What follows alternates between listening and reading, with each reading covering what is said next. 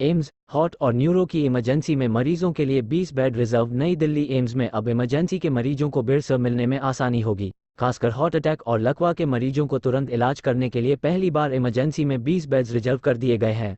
इसके अलावा 40 beds emergency medicine के लिए और बढ़ा दिए गए हैं। कुल 480 बेड्स अलग अलग 18 विभागों में बढ़ाए गए हैं, जिससे मरीजों के एडमिशन मिलने में दिक्कत कम होगी।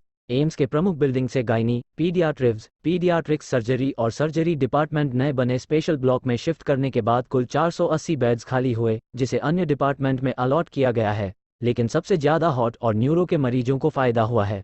अब इमरजेंसी की स्थिति में हार्ट अटैक और ब्रेन क्लॉट वाले मरीजों का तुरंत इलाज और थर्बोलाइसिस के लिए 20 बेड्स रिजर्व कर दिए हैं, जिसमें 16 मल्टीडिसिप्लिनरी 18 विभागों में 480 बेड नए सिरे से आवंटित किए गए। इससे मरीजों के एडमिशन मिलने में दिक्कत कम हो जाएंगे। गैस्ट्रोलॉजी विभाग में 1970 के बाद से बेड नहीं बढ़े थे।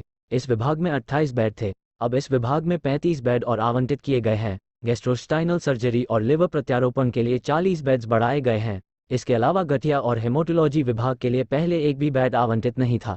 इस वजह से गठिया व ब्लड रिलेटेड से पीड़ित मरीजों को परेशानी होती थी। अब इन दोनों विभागों को 20-20 बेड उपलब्ध कराए गए हैं। आदेश के अनुसार ईएनटी विभाग को 15, यूरोलॉजी को 15, पीएमआर को 10, पल्मोनरी विभाग को 40, एंडोक्रिनोलॉजी को 40, जीआई सर्जरी को 40, मेडिसिन को 0, इमरजेंसी मेडिसिन को 40, न्यूक्लियर मेडिसिन को 10 बेड्स आवंटित किए गए हैं। बेड्स और 4 एचडीयू बेड्स हैं। अभी तक एम्स में इस तरह की सुविधा नहीं थी। 3 महीने के बाद इसकी समीक्षा की जाएगी। एम्स प्रशासन की इस पहल से लंग्स, लिवर, किडनी, गठिया और अन्य बीमारियों के इलाज के लिए बेड्स की सुविधा भी बढ़ गई है। एम्स प्रशासन ने इसके लिए एक स्पेस कमेटी बनाई थी। कमेटी ने पल्मोनरी विभाग में 40 बेड्स आवंटित किए हैं। पहले लंग्स के इलाज के लिए पल्मोनरी मेडिसिन में 18 बेड थे, अब 2 गुने से ज़्यादा बेड्स